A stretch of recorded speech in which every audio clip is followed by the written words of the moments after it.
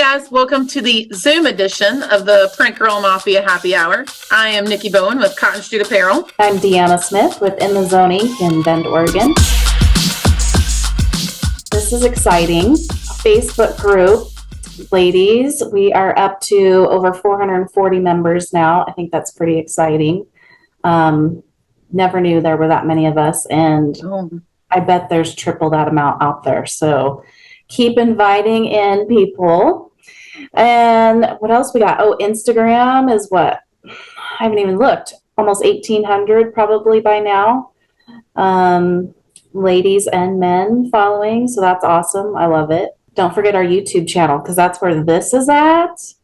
So, yeah, make sure you like, subscribe, follow all the things on YouTube. Give us comments. We're going to try and have a once a month here, and then if we can keep that going, we'll see if we can add to it. Yeah. So we got some sponsors too, right, Deanna? Who do we need to thank for helping us put this on? Well, first, Jared with Golden Press Studios. He helps us with all of the editing of these. When we do live shows and the Zoom shows, he helps us edit those and get those on YouTube. So he's a fabulous resource for that. Carly Gully with Graphic Source. She's going to be helping us market this podcast and help keep the Print Girl Mafia looking good. So big shout out to Graphic Source for letting Carly be a part of that. We love you, Carly. Love you, Carly. Awesome. So today's special guest is going to be Milissa Gibson of Lane 7. She is their head sales director. She and I had a great chat at one of the last trade shows, and we really talked about how sales as a whole is just missing within this industry. It's like we all got really good at printing and none of us got good at selling. So we're kind of in those years right now where we need to fill in the blanks a little bit and maybe start working a little bit harder. Yeah, I'm kind of excited to talk to her about it because she has a different perspective. Well, she has multiple perspectives, right? So she's got her and her husband have a shop together, but then she also comes from the vendor side. So I think she can give us a lot of kind of knowledge and maybe some background information. I do too. I think she can also help us learn how to work with those vendors a little bit better sometimes. Yeah.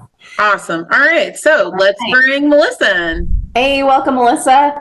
Hey, it's good to see you guys. It's good to see you too. Man, has it been just a few weeks since Atlanta? I'm like missing my peeps already. I know, between that and Print Hustlers, I don't know what I'm going to do after this phone call if I don't see you every week. I know, it's like January, right? Yeah, it'll be January again before we see each other. And then I'll be really thankful to be away from the family and everybody else and back with our friends. Mm-hmm. And having fun. Yes. But we don't have fun with family, right? That's right. But you get to bring your family with you. That's true. That is, I bring the parts of the family I like. Burn. Cool. Oh, shoot. Well, let's do a formal welcome. This is Milissa Gibson with Lane 7 Apparel, and she is the sales director for Lane 7, right? Yep. Excellent. So tell us, we're super excited to talk about sales with you, and then also understand like your different perspectives because you and your husband have a shop, and then you also work on the vendor side. So I'm super intrigued to have this conversation. So maybe give us a little recap, a little background about you and up to where you are today. Yeah, so I've been in the industry, I think, way too long, as I keep reminding my inside sales team that I'm way too jaded at this point. I started with Liberty Bags way back when, and then I went from there to Next Level Apparel, and then jumped from there to US Blanks, where I became sales director there. Really cut my teeth on Next Level gave me kind of my fundamentals on understanding apparel and the fashion side of the game. Cut my teeth on the cut and sew and production side with US Blanks, doing a lot of custom manufacturing asides from blanks. And then landed here at Lane 7 almost 3 years ago now. And man, it's been one heck of a ride. And on the outside of that, Tim and I launched our screen printing shop in Austin in 2020, because that was a great time to start anything and really get you sold. And huge shout out to my husband, who just started with Supercolor. So between the two of us, we kind of see everything, the good, the bad, the ugly, and a very warped sense of the industry overall. Melissa's telling us that she has all of the secrets to share. I've got all of them. I know where the bodies are buried. So if you know Melissa, if you're in the industry and you know Melissa, don't tell her your secrets. That's what we're hearing right now. I keep them, but I can also use them. No names are ever attached. We'll say that. Oh, wow. Where do you guys find the time? Yeah. Time doesn't exist anymore. We just, it's a warped sense of reality at this point. It's 100% right. Yeah. You definitely have the sickness of entrepreneurial life, right? Or exactly. Can't stop. Nope. So Lane 7 has grown. I feel like, just from my perspective, I guess as a customer to Lane 7, it feels like they've grown tremendously in the last 3 years. So I can't imagine what the ride has been like for you, because I know, like my shop, the growing pains when, we increase in sales. I can't even imagine, trying to stock inventory and keep track of all that stuff. It is, this is the second time I've been on this ride. I had the privilege of being with Next Level when they were really kind of in that hockey stick growth period. And it is very much building the plane as you're flying it and jumping out of it at the exact same time. We've expanded our sales team just within the last 6 months from 4 people to 9. And we've just in the last few weeks implemented a CRM system, which is not for the faint of heart. And all of those things, but it's kind of what you have to do to continue growing. But it has been an absolutely spectacular seeing customers' reaction to it, because sometimes you just get I know from a shop perspective, you get so bogged down in the details and kind of the monotony of it, and you only see the problems, that when we're in front of a customer and that light bulb goes off, we're like, oh my gosh, this is really amazing. It makes you so much more energized. Like, oh, we are doing something right. Right.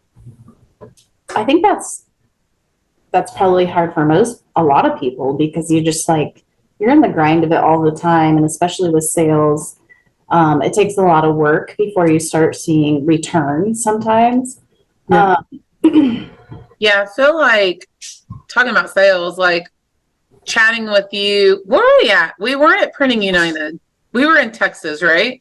Yeah. So we were sitting down in Texas, we were talking about sales, and I was just really intrigued by the knowledge that you had and the passion behind that for what's missing in the industry right now. So what are some things that you deal with your sales team on a daily basis, like inbound, outbound, Yeah, one thing I'm really excited about that I've put an emphasis with my sales team that I'm hoping shops like you guys will start to notice is putting the emphasis on understanding screen printing, right? Understanding, and I think this goes as a shop owner too, understanding what your customer does for a living is important. What is their business? How are they making this go? And where do you fit into that process? Walking in as a potential vendor for somebody and just being like, well, I have this. You've solved 0 problems. In fact, you've just created one. How do I get this person as far away from me as humanly possible? That's what you've just created. Yay, one more thing. Great. Like, instead of the easy button, you need a go away button. That's right. So I just getting to the focus of that, of like, sales is not, there are different methods of selling, and the used car salesman approach is the last one I ever want to see anyone take. And having a conversation, having a relationship, like, I may not get you to buy on day one, but it may take years before that customer gets to me, but I bet they're going to come eventually if you stay persistent. I think that's the biggest challenge for any sales rep, is just the consistency and being used to the word no, which just means not yet. Yeah. But there are going to be no's. There's going to be people who don't want to talk to you, and fine, move on. There's 8 billion people in this world to sell to. I've been telling a lot of people recently, I've had a few companies reach out to me and ask certain questions about how to fix what they're failing at right now. And I'm like, well, you don't give anything back. And I'm like, you kind of have to like think of it as you're in service of these people, and maybe you're not getting anything right now. So maybe your mindset has to change a little bit to giving without expecting to receive. Yeah. And I work with a lot of different shops, and I see almost every company that comes through our new customer registration process. And there is a lot of difference in what's happening in really good shops that have a very clear and distinct vision of who and what they are and who they want to target, right? Mm-hmm. That those customers who have a point of view aren't the ones sitting on Facebook saying, how do I get more customers? Right? They are in a niche. I mean, you both are great, outstanding examples of this, that you kind of find this niche, and then business just kind of starts to come. Mm-hmm. There's not a whole lot you have to do, but you do know how to go out and do it. There was a post just the other day, I don't remember what forum it was on, was like, do I really have to go out and cold call? Yeah. Yeah. That's the game. As a shop, you absolutely do. But you can make that cold call a whole lot warmer with a little bit of research, right?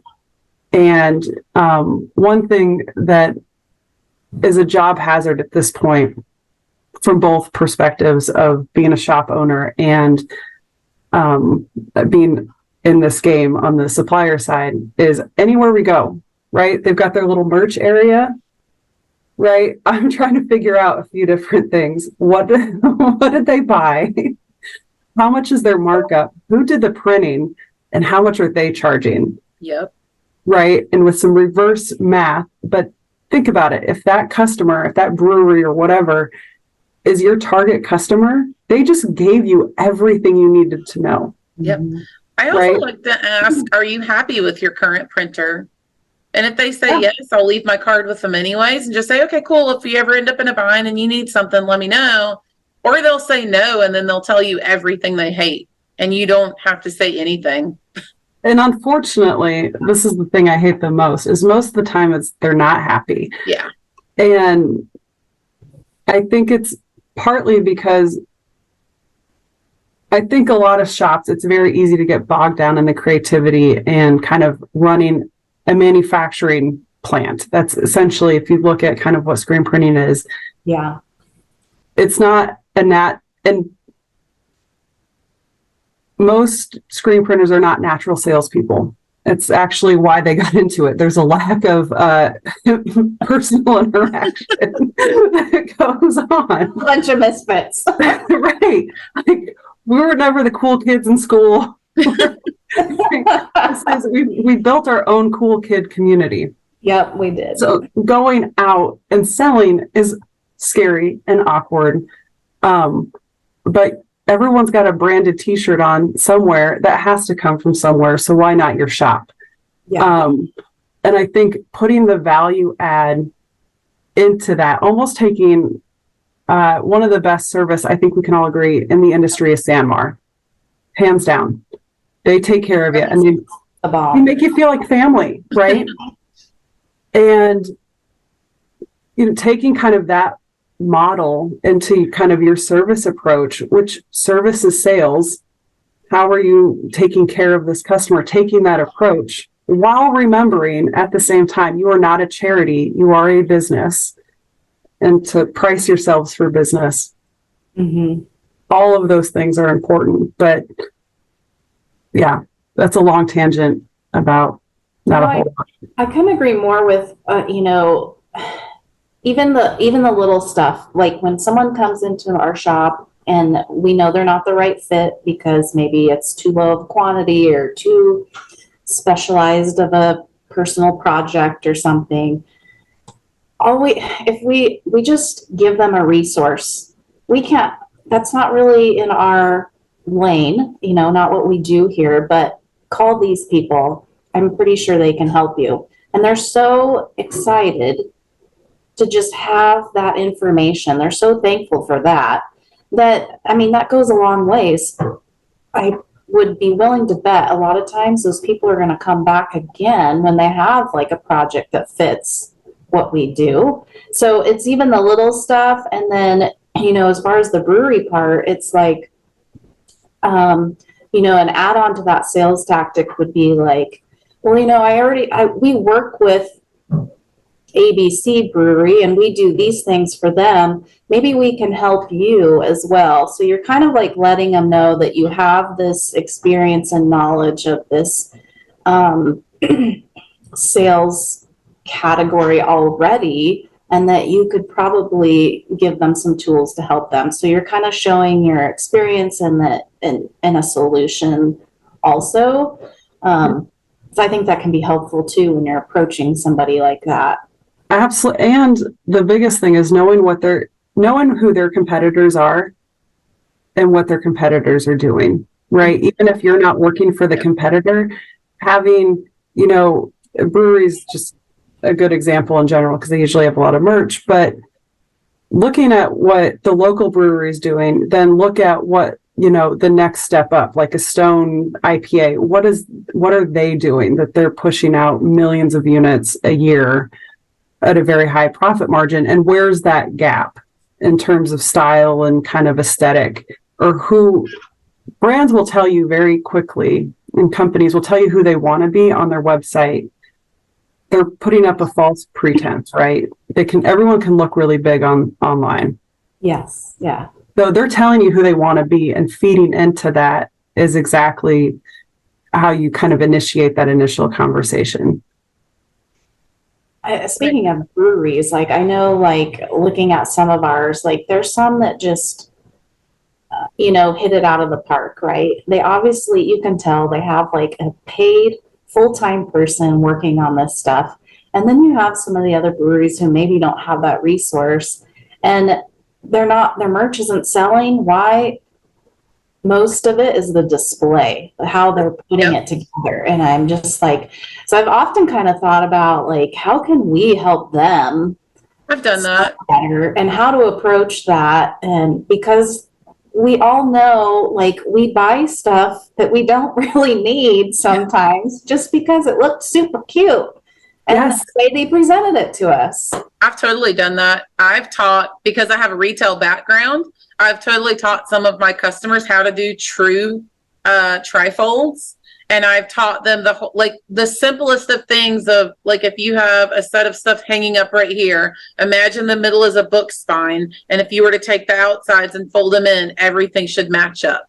Just taking little retail techniques like that and teaching them that, and teaching them how to clean things up, how to hang it, how to like balance the entire setup. And I've watched some of my clients' sales just like skyrocket to the point where they're ordering double or triple from me now.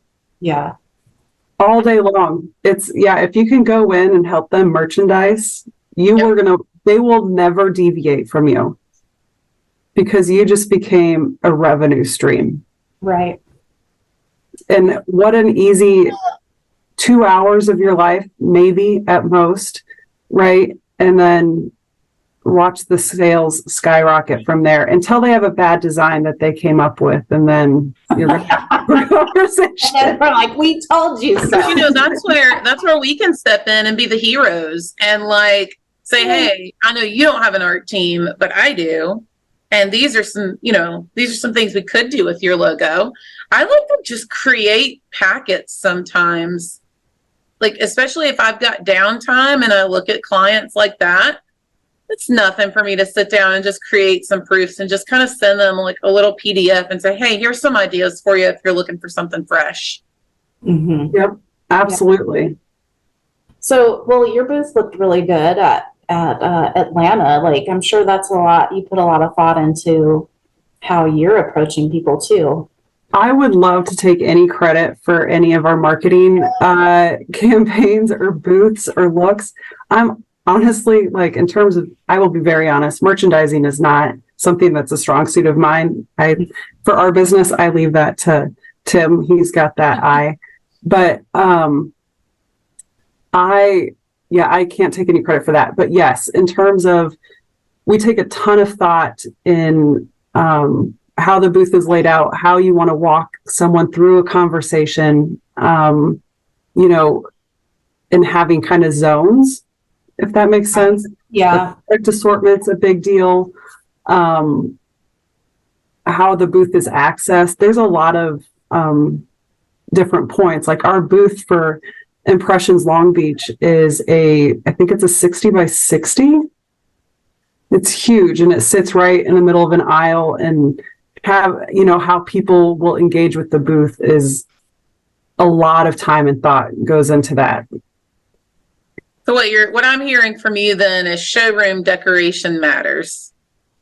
A showroom is everything. The biggest argument I make within our industry is that we, as an industry, we do not diversify enough as a manufacturer, right? From a screen printing standpoint, right? If I go to your shop and I go to the next 5 shops in your area and I say, hey, if I call as a customer, I'm looking for a black, basic tee. What options do you have? I can tell you the 5 that you're all going to offer, and there's going to be zero differentiation, right? So, and you get something basic like a black t-shirt. Well, we all know what you're going to pull out. So finding a showroom can diversify you. One, you can show off your print technique, always be talking about that, right? Showing how different things can, one little change or this fabric, it's all a touch and feel game, right? If your customer's not touching it, they don't know. And to them, it's all the same. It's an experience. But, yeah, you need to give them that shopping experience. And which is why I'm a huge advocate for samples. And even from one side, like one thing I'll do on both sides of my life is someone will come to me and say, well, this is what I'm looking for. I know full well that's not what they're actually looking for. So when I send them a sample or their order, I slip in that piece that I think that they're actually looking for. 9 times out of 10, it immediately will introduce that order of like, oh my God, why didn't I think of this? Well, because you weren't listening. Well, because I know your customer base better than you do. Yeah. I think we get too clouded. We're not objective enough in that sales process or the buying process as a customer. Like, one of my least favorite things as a vendor to hear is I only buy what my customers tell me to buy. Right? Or I only sell, right? I'm like, well, that can't be true because someone had to show your customer the options.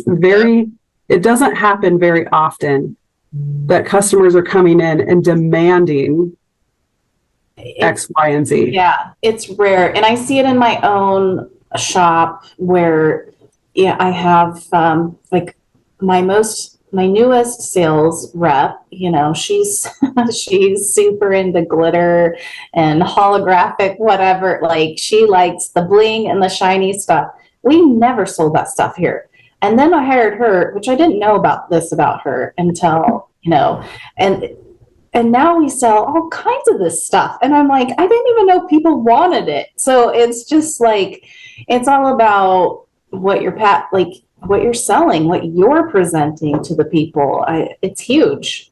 Yeah. I think that also screams, if you don't know these things, you don't have an eye for detail, or you're not a fashion forward person, that's where trade shows are like really important. Don't just hang out with your friends the whole time. Go start walking over to these people's booths, asking questions, asking what's on trend right now. Like, if you're talking about the bling, man, I've seen some really good setups at some of the trade shows for some of those machines. Like, walk up to those vendors and start asking questions. And I think leveraging your vendor in the right way in those conversations is everything, right? Because the more engaged you are in that conversation, like when I usually come up and ask a few different things. Are you looking for anything specific today? By and large, everyone tells me no. I know that's a lie. Yeah. You came to the show to look for something. So kind of then it's, tell me about your customer base, right? Because then I'm starting to go through where your list of priorities and your information that you need happens, right? And then, but the more specific and honest you can be with your vendor about kind of where your struggles are, they're going to lead you into pathways and conversations and ideas that you've never had because you're kind of stuck in your own bubble, but we're able to see the market from a much broader standpoint, right? Like a great example, it's not a fun example, but a year and a half ago, every mill was screaming from the top of their lungs saying, it's coming, the slowdown's happening, I promise you it's coming, right? And because we were seeing our inventories go up, orders were getting smaller, and the turns were getting longer. So no one believed us, right? I'd go into shops and like, it's coming, be prepared. Your business you're going to see a sharp shift going the other way. No, it's not. We've never been busier. This is going to continue to happen. And then it happened. Goes up, must come down. Pretty sure. So, they're like, we've never been slow. We never saw this coming. And I'm like, you just didn't listen. Like, we were telling you it's coming, it's coming, it's coming.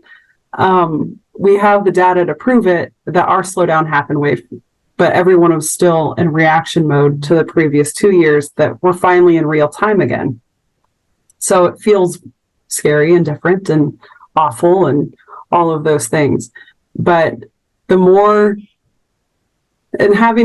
I've had very honest conversations with the customer, like, this is the customer I'm going after. I don't really understand how to merchandise for this. I don't even understand the decoration that I should be focused on for this. Okay, cool. So this is working for this type of customer. We can pull in different inferences of different categories that will help you give a solution to your customer. And if they're a really good sales rep, they're going to tell you about things that aren't necessarily always in their own brand. They'll give you I try to give as complete of a solution as I can. There's stuff I don't make, or, someone else does really, really well that is not something we're interested in getting into. So, yeah. Again, I think that's just the part of the service part. Like, where if you're at least providing information and a referral, that person's going to remember that, and they're going to circle back to you when it's the right time, for sure. Yep. So you mentioned like leveraging your vendors more. Like, what are some other tips or ideas that shops should be thinking about to leverage their vendors? Yeah, I think one, when we're in your shop, right? I know you're trying to get rid of us as soon as humanly possible. It's not a fun experience for us when that happens either. But I think having an open and honest conversation about kind of where your business is, where you want to head, what are the pain points with apparel now, right? Like, man, we're just having this issue, with X, Y, and Z brand or whatever it is. You invited them in, or you're letting them in for a reason outside of being courteous. get something out of it. Ask them what's trending. Tell them who your target customers, your main customers are. They're going to be able to shift their entire presentation to what you need. Right. And start answering those questions and start to have more of those light bulb moments. And when something goes wrong, that rep, right, kill them with kindness, building that relationship, that rep's going to go a whole lot further for you than if you've just not been very nice. Yeah, I know. So that's just human nature. Yeah. On the West Coast, you know, we just don't get a lot of suppliers coming through. So when we do get them, we're like super excited. Yeah. Especially if they're bringing samples for us to see in person, because otherwise we have to order the item in order to see it. So being able to see those samples in person is, I think huge. That's a good point too, Deanna. Like, again, we talk about trade shows. Not everybody can financially go to those trade shows. So, Melissa, what do you think of these smaller shops? Maybe they reach out to their vendors and they say, hey, the next time you're in town, I'd really appreciate it if you could like swing by my shop, because they're giving us samples. They're giving us apparel samples, ink samples, embroidery samples. And it's like, if you don't have time to go to those trade shows, maybe you can get that more personalized experience by asking them to come to you. 1,000,000%. We are here to work for you guys. And I would love it if someone was like, hey, can you just send somebody out to see me? It never happens. Like, we're usually begging to try to go see people. Can you come see me? Yeah. I don't come see, well, you already know. I got to see Roger, but so there you go, guys. Yeah. All the Freak Girl Mafia ladies, call Melissa tomorrow. Plug her email box, plug her voicemail. She wants to come see you. I do. I absolutely do. And there's a lot of shops that aren't necessarily on our radar. It's very hard. You know, we're operating in a very prehistoric way, including everything that's online, AI and everything. We have companies coming to us. It's very interesting, our industry in particular. I have people coming to me with AI like solutions. We can find you leads. We can find you all these shops. And then I make them try to do it and they can't find anybody. Oh. Right? Because we don't traditionally exist on LinkedIn. Websites are hard to come by and verify, right? Yelp is highly inaccurate.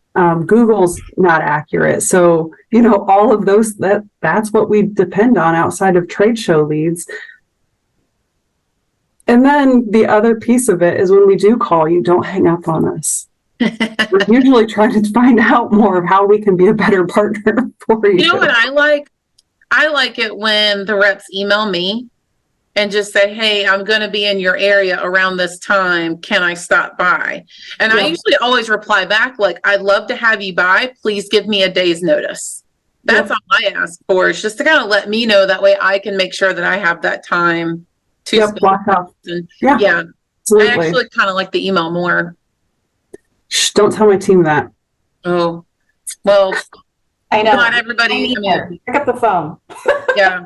Some people are phone people. Some people are email people. Well, there's an interesting divide, but I think start with the email, always email, introduce yourself. And then if you say you're going to call in your email, then call. Yeah. Right? Like, it's a magical thing when someone's like, oh my gosh, you actually did it. Yeah, I think there's actual data on responses from email versus phone calls, and the email is pretty low. Well, and you're not going to get good information. Like, you can hide and you can lie. You know, this is the bad side of the industry. When someone calls in and to make a claim, like something's not performing the way they think it should, right? I can catch them in a lie a lot faster on the phone. Yeah.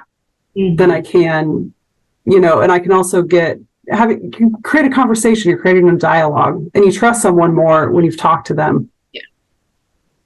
Then. Yeah. We're definitely pushing the phone more here too. You know, like less of that quote and hope kind of scenario and more of like, okay, send your quote, pick up the phone, call them right away, go over it with them. And then if they don't answer, let's create a Loom video, send that to them. That's something we're definitely working on right now. And how many more opportunities come up because you had the phone call? Yeah, because you're having a real conversation, right? It's not just bullet points anymore. So, yeah, I'm excited about it. I'm trying to get my team excited about it. Have they seen success? Has your team seen success from it yet? Like maybe that'll help build their confidence up a little bit more. Yeah. We literally just had a meeting about how we're going to implement it and move forward. I'm getting their computer set up with proper audio equipment because they were just computers. They didn't have any cameras or microphones or anything on them. So we're working on that, but we should be moving with it by next week. And, I told them, I said, you're doing all this work already to create this quote. Why not make sure you get the quote? Yeah. And their commission, they get a commission. So like there's an incentive there to make your quote actually become an invoice. Sometimes too, get it right. Sometimes people too don't understand the power of like the follow-up on the quote, because it's like that person might have just gotten busy and forgotten about it. Whereas I can't tell you how many times I've just picked up the phone and called somebody. I'm like, hey, I just want to make sure that you got this. Sometimes it goes to junk or spam, but I just wanted to reach out and make sure you got it. And it turns into, oh yeah, please send me an invoice right now. I forgot. Yep. Yeah. The other really powerful thing that I highly recommend, and I try to implement this, I have one team member of mine that does this beautifully and it works so well. If you know a program's going to anniversary, they do this one thing every year. Yep. Right. And it's always a rush order. Always. Right. Get ahead of them. Right. Set that reminder task on your calendar, however you manage that, for the timeline you'd like to actually have the order in and not stress yourself out. Check in. Hey, are you guys still running that program? How can we help? Right. To my retail customers, when I first came into the shop, they were like that. They were all ordering last minute. A couple of brands were new at the time that we used. So that meant they were sold out of whatever they had for that year. And I finally started going to their businesses and talking to them about it. Being from the retail world, I'm like, most big box stores are thinking a year in advance. You can't do that as a small one, but think a season in advance. Think 2 months before. So I got them on top of that, and some of them actually doubled, if not tripled, their sales inside of their businesses, which meant we got bigger sales out of them every single time. I start sending out Black Friday emails in the beginning of October. Yep. Just so, because by the time I start in the beginning of October, they order it November 1st. And then they have that stuff for those Black Friday sales. Yeah. And how many times have you gotten that phone call of like, oh my God, why isn't this inventory available now? Well, you waited 5 weeks to place this. The world happened between then. Yeah. I always try to find them an option, but whatever their favorite is, can't get it. Yeah. So it's challenging. This kind of circles back to, you mentioned you implemented a CRM tool there at Lane 7, and CRM meaning customer relationship management tool, right? Yeah. So where you kind of house all of that customer data so that you can stay on top of follow-ups and be ahead of the game for your retail customers. You could do all kinds of things in that tool, right? As far as categorizing them and helping them be in front of them at the right times. So it's definitely something that we are planning to implement here. I know a lot of that is, generally it has a big focus with outside sales, but I really believe that it's a key component to your inside sales experience also. Just like what Nikki was saying, staying in front of people for her retail people so that they have stuff for Black Friday. and not be running out and be behind the game. So I definitely think that's something that needs to be probably utilized a lot more in our industry. It's interesting that you as a vendor are starting to implement that too. How is that going for your team? I know it sounds like it's pretty new. We did it the week of Printing United, which if you're going to implement a brand new software, do not do it when you're going to be gone for a week. Solid piece of advice. There's two mottos which I have completely stolen. One that you have when you're going into a CRM implementation phase: shit in, shit out. Put in good information, otherwise it's completely useless. Mm-hmm. If it didn't happen in the CRM, it didn't happen at all. And because your whole customer's ecosystem and life has to live within this ecosystem, and making sure that the information you put in there, make sure anyone that from the company could read it and understand what's happening, that there doesn't have to be this follow-up piece. When you are putting in a CRM system, I think the really important thing is know what your intentions are and expect it, just like any other thing that you implement is going to be bumpy. It's not going to be, it's not a smooth transition. All of those things, and building it out, right? Building it out for I think the exact opposite of you, Deanna. I think it's more valuable for inside sales than it is for outside sales. Mostly, yeah. Inside sales is dealing with a much larger volume of business and has a lot more balls in the air generally than an outside sales rep, because as an outside sales rep, we're going to try to pawn off as much work as we can. I want to do as much as I can in a little amount of time as humanly possible. We will always be error prone, always. We'd much rather take someone out to lunch than ever in a touch technology, just how we're built. So I think, having your KPI set, how often should we be hitting customers? How often should we be, what do those phone calls look like? Having those kind of transcripts, all of those things, so important. Knowing what you're using it for, where you're headed, and know you're not going to be there on day one. And it will make you want to pull your hair out. That's why I've got... You look fabulous. So which CRM tool did you integrate there? We did HubSpot, and we like it because it's going to be able to grow with us, and there's a lot of marketing capabilities. Right now, we are just working with it within our sales team. Eventually, we will be kind of launching it with our customer service and having it more in a total ecosystem for our customers. We're not there yet. We're a month in today. So can you give us some examples of how it works? Like when we do this, we do this. Yeah. So one thing I really like that's happening is when you email sales at Lane Set, this just happened yesterday. So this is all brand new and is back to break later today. So when you email, sales at Lane 7 Apparel, one thing we've done, and if you receive one of these, I apologize, let me know if there's any grammatical errors. There's templates that we get the same 15 questions, right? Mm-hmm. So I would much rather pre-write the answer to those 15 questions right then and there. It solves that whole person's time, right?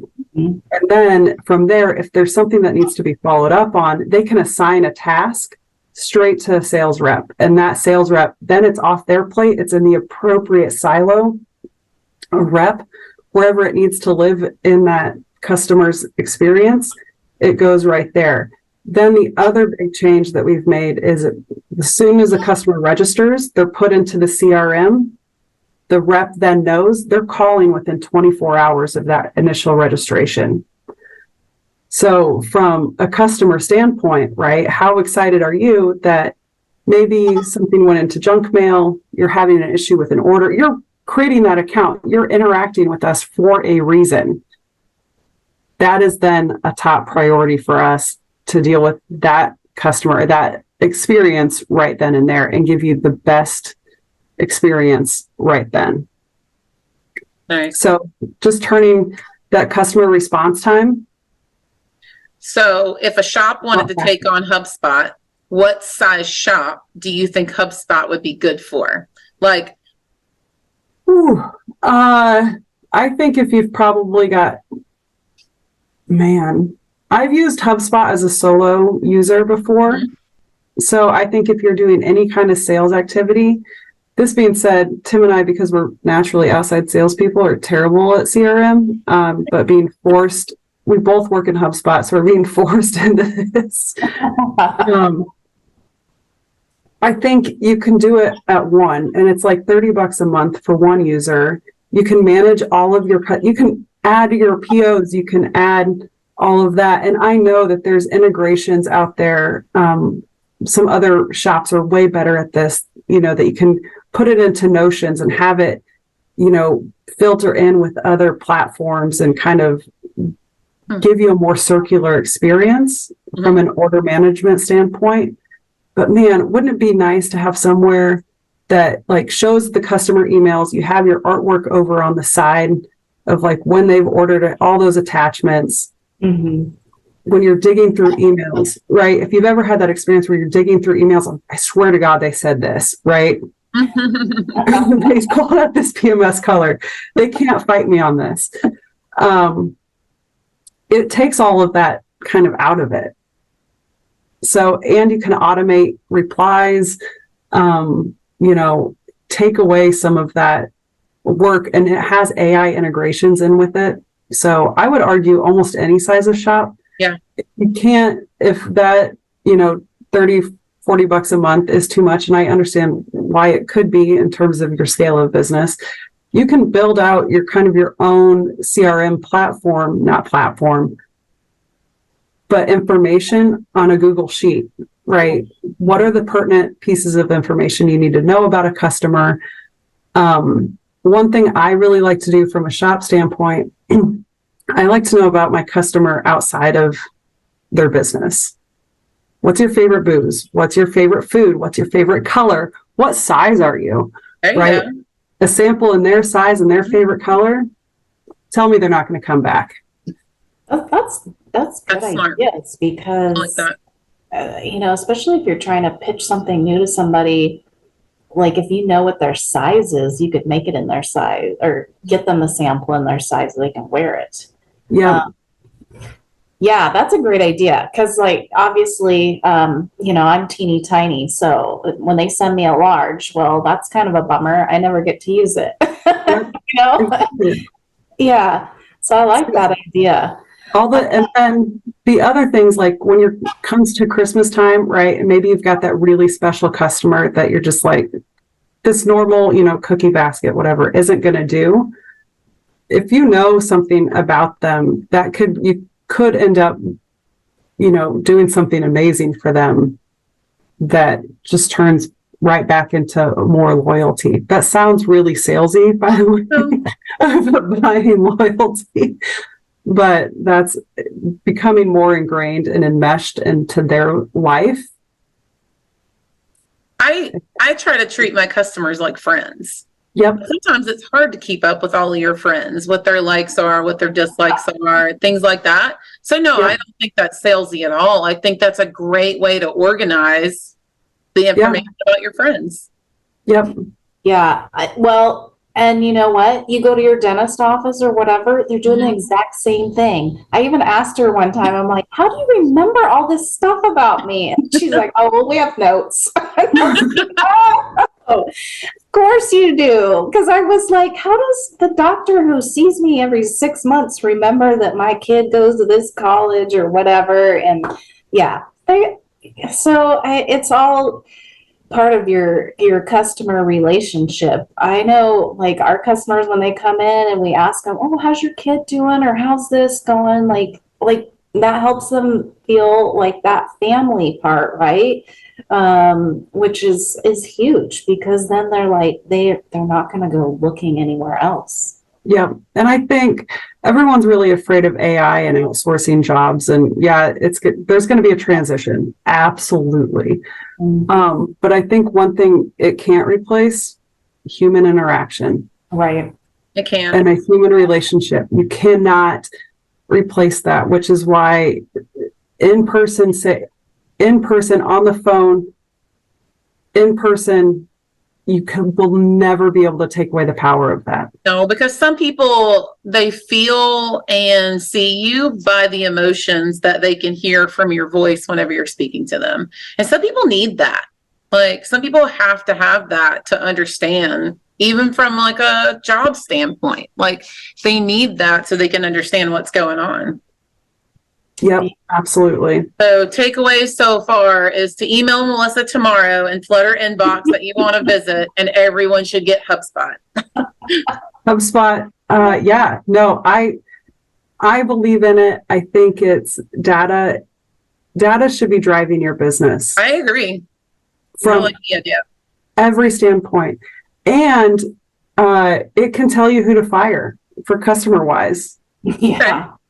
You know, you need that therapy release of like, why am I working for this customer? And you can go back and you can see the actual, like, I've engaged with this customer every week for, you know, the last 18 weeks, and it's yielded $1,000.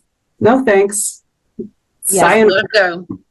And you can see who you want to go after more of. That's what we're going to use it for. We're creating basically Zaps, or I think we're going to use automation.io. Thank you, Stephen Farrig, for that. Yes, right. So we're going to use that to pull the information that we need from Printavo in order to build our CRM tool and like see, okay, because we're always slow in January and February. Mm-hmm. So what are our customer types in those months? And then how do we get more of them? Because obviously those are our bread and butter during those couple months. So finding out who they are and then going after more of them. So man, there's so many tools I think you can use. We're going to try Google Streak. It's a much smaller scale than HubSpot. Yep. I messed around with that one for a little while. It's good. Yeah, I think we're going to try that just because it integrates with our email so nicely, and you know, it'll be a easy transition for my inside salespeople, because that's what I have right now, inside salespeople. I don't have outside sales, and you can't really expect them to do both. But my inside people still need tools to like have better relationships and stay on top of the things for their existing customers. So, well, yeah, that brings up a really interesting thing that I think a lot of companies, regardless of size or scale, struggle with. There is a difference between an inside and an outside salesperson, mm-hmm. and their mentality and capability. I think inside salespeople are more easily trained, right, and can fit better into this mold. Outside salespeople are kind of a wild animal, and it's like herding cats 90% of the time, right? And getting them focused, and we are our own breed, and we're very scary. But knowing the difference, I think, is really, and sometimes inside salespeople are way more powerful and can flip your company around than an outside sales rep can. Yeah, because they're already having those relationships, right? So they like can quickly see like, oh, maybe I can offer them this too, and like add on to the existing sales. It's honestly, I think that's a lot easier to use your existing base than to go get new. But not to say that we shouldn't still go after new customers, because, you know, it's necessary. Because you're going to have let's just face it, I've had a couple this last year. You have really great relationships with them, but they leave the company and someone else is in their place now. And everything's changed. It's All of a sudden, inevitable. they're shopping around and looking for something else. And it's just inevitable. It's just part of the circle of business life. I don't know what you want to call it. It's frustrating, but at the same time, it's like it just happens sometimes. Yeah, but you know what I noticed in that too, for anybody that's kind of like bummed out this year, because it is happening a lot where people are starting to shop around for pricing. And I've talked to a few people that it's really beat them down, that they've lost clients that they felt like they've been friends with and had loyalties to for a really long time. They will come back because they will find out that what you offered them was, they're not getting that through the other place. They've got to now sell through and filter through whatever they've got with that person. But 9 times out of 10, as long as you've been good to them, they'll be back next year. We've been through the same thing. We had a massive price increase one year, and it's just because we were underpriced as a business. And I tell people all the time, like, if you're underpriced, start just slowly creeping yourself up so that this doesn't happen to you. But we did a major price increase, and some of our clients thought that we were starting to overcharge them because we did that massive price increase. We lost some of them for about a year, but then that next year they all came right back because they finally understood the value that they were getting out of their shop. Yeah. So that's my takeaway from that one, is they'll come back as long as there's been a good working relationship with them. Like, move on, find some new people, welcome them back when they come back. I see it all the time, right? There's screen printers cry all the time about price, and I understand we are the most expensive part of this situation, right? I totally get that. But, you know, when we have people like, oh, well, I can get it for 10 cents cheaper down the street. Okay. Okay. Okay. Good luck. I'll see you on the flip side. And my team gets frustrated with me because I don't concede very often. So sorry if you email me and you're asking for, you know, a price quote, it's going to take a lot to get there. But I already know, and I believe in the process and the product so much that I know that I don't have to compromise. Right. Yeah. And people are going to ask those questions too. So it's like, don't always get offended by it. Instead of just saying like, whatever, see you later, or getting angry, maybe educate your customer. Maybe just say, oh, this is why we cost just a little bit more. Yep. This is why we're just a little bit more expensive. This is the material usage that we have versus what that is. And this is why it's better. Maybe explain to them. Yep. And I think understanding the cost of that discount, Mm-hmm. understanding that you then have to make that up in another sale. Yeah. Right. It's not just on that. You've lost that margin. You have to make that up somewhere. So you're just passing that off to somebody else. And why would you take out discounted press time when somebody's willing to pay full price behind them, or more than full price?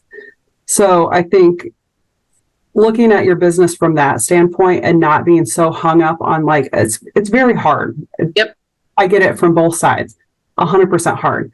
You know, you're looking down 10,000 pieces. You're like, you know, I can fill up my presses for this amount of time, and you know, I can make this. But then there's this 5,000 piece order here, half as much time. It's one color, and you know, you're going to make this much more money, and you didn't have to haggle with them. Yeah. Which job do you want in the end?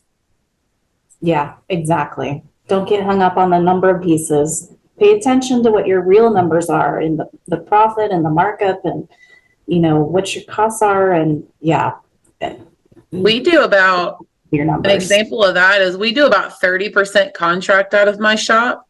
And honestly, like, we're not cheap on contract either, but there's a reason why we're not cheap. You're getting the same treatment from my staff and from myself as if you were a B2B customer.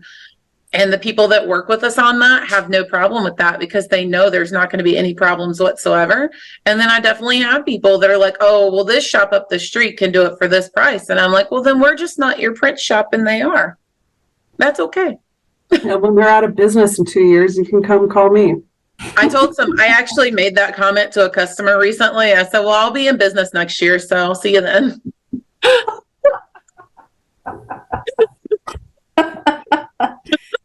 Sometimes, man, you just have to give it to them Just straight up, because they just won't listen. You're like, okay, fine. I don't have a filter anymore. 1,000%. Okay. My filter, Nice. I think like right before COVID, I still had a small filter. And somewhere during COVID, like it walked out the door. I just don't have a filter at all anymore. I'm not going to be rude to someone, but I've definitely got my limit where I'm like, okay. Oh, trust me, mine is like, my team's like, wow, you're just like, you're ruthless. I'm like, I have seen it all at this point. I had a guy call me. He's like, your shirts, they're combusting on the pallet. I was like, Oh, yeah. no, that's a lie. Because my whole warehouse would be on fire right now if that was the case. And like, he's like, I've been a printer for 22 years. And I was like, and? Your flash is too hot and too close. I don't know how to tell this to you in any other way. I just have this visual of like some guy standing over a pallet, just watching the flash, just like, what's it doing? Wait, is it on fire? For 100 shirts. He did this for 100 shirts. It takes some effort. It really does. Like, I don't know, where is close to fire getting to the shirt? That might be where you might want to start this process. so would you say that is your wildest story? That is one. All right, we got time for one more. The wildest claim story? You know what? Let's just say wildest industry story. Wildest industry story. Okay. Nope. From a sales perspective. So I was at US Blanks and I was sent in to go meet with the United States Air Force, their uniform division. I think I am there just to talk about their merch swag. That's it. I walk in, my boss is prepping me the night before. He couldn't come. We're on the phone and he's like, whatever you do, don't show them the velour. And I'm like, what? You don't think I can ace the meeting with the Air Force with a velour women's tracksuit? I feel like I can nail this. Anyway, so I get to the meeting, I walk in and there is all the equipment, like there's cutters there's planner, like every piece of sewing equipment is there. I walk in, there's 22 people in this meeting. And I'm like, I'm not here for a merch meeting. And I know I'm immediately out of my element. I know enough to get into a really bad situation, and this wasn't going to be the time I got in there. So they immediately start hitting me with questions like, what's your dead needle policy? What's your, all these kind of OSHA, very broad things like knitting. I don't know any of this stuff. I immediately felt like the dumbest person in the room. And I said, listen, I don't know any of these answers to the question, but I do know who does. So I will put together an email. But what I can show you is my velour tracksuit. So you can see sewing construction. Like, this is, just stuff we've made. So here you go. So I won the PT uniform Air Force contract based off of a women's velour tracksuits. Nice. I love that so much. And I asked him to answer any of the questions. God, no. It's like, no. She's like, just look at my tracksuit. That part yourself. I love that you guys had the confidence in me to think I would know any of that. But no, I'm not this though. And I asked him, I go, why did you go with us? And they're like, you were the most honest person we've ever met with. Like, yeah. You straight up, you didn't know. You weren't going to try to waste anyone's time with pretending to know. But you did what I did do in that meeting, which was the success, is I was able to show what we were able to do, right? That they could read a garment well enough to know. But yeah. then I started to learn about all those things because then I was like, well, clearly there's a gap in my knowledge. So It's okay not to know sometimes. yeah, it's better to not know. Yeah. And just say, Defer it. I'll find out. I will Yeah. find out. Yeah, it's Obviously, okay. Just being honest and then being, I don't know the answer, but I'm going to get Yep. you the answer. I do know who knows. I will get you in contact with them 10 minutes after I'm out of this building, but get me out of here as soon as humanly possible. That's I'll have awesome. to share that story with my mom. Yeah. Awesome. Yeah. Well, is there anything else that you want to touch base on, or? I think my one thing I want specifically women in this industry to know, do not be afraid to do this. You are just as capable, if not more. Women make better salespeople than men ever do.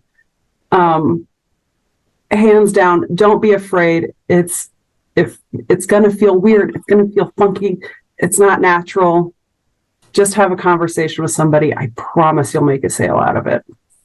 And then if you don't already have the Prank Girl Mafia in your pocket, you find us and we'll make sure that you have that confidence. Yes. And if you, if anyone ever needs someone to talk to or vent with, call me anytime. I will tell you how it is and give you more information than you probably ever wanted to know. All right. So every Monday morning at 9 a.m., I'm going to put me on your calendar. You got it. At 9 a.m. now. I like it. You're on. Awesome. Well, this was super, super awesome. Nikki and I are both thrilled to have you on here. And you obviously have a ton of info, even more to share than what we just did here. So I feel like we didn't even scratch the surface. Yeah. No, but just call me. We'll scratch all the different surfaces. Oh, scratch. All right. Scratch fever. Well, thank you. Thank you. Made it. Melissa. Awesome. I'll talk to you guys later. Love you. Thanks. All right. Bye, you guys. Thanks.